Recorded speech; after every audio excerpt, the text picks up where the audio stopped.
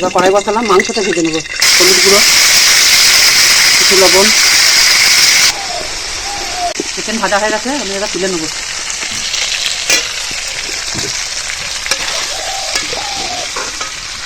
এই কড়াইয়ে আর একটু সাদা তেল দিয়ে দেবো মাংসটা রান্না করার জন্য।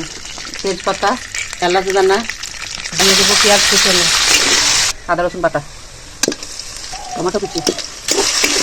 আদা রসুনের গন্ধ চলে গেছে, দিয়ে দেবো জিরে বাটা, হলুদ গুঁড়ো, লঙ্কা গুঁড়ো, জিরে গুঁড়ো, কাশ্মীরি লঙ্কা। এর মধ্যে দেবো একটু সয়া সস।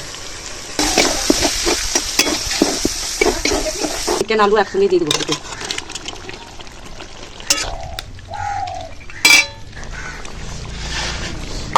বন্ধুরা, এর মধ্যে দিয়ে দিচ্ছি একটু লবণ।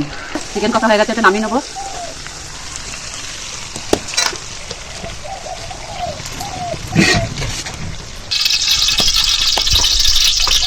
জল ফুটে গেছে, চালটা আগে থেকে ধুয়ে রেখে দিয়েছিলাম।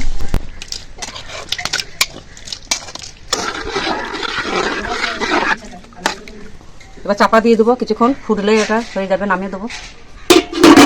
বন্ধুরা দেখুন, ফুটতে শুরু করে দিয়েছে। একবার চাপাটা দিয়ে দেবো। চিকেন পোলাও হয়ে গেছে, আর নামিয়ে দেবো। দেখুন কি সুন্দর হয়েছে।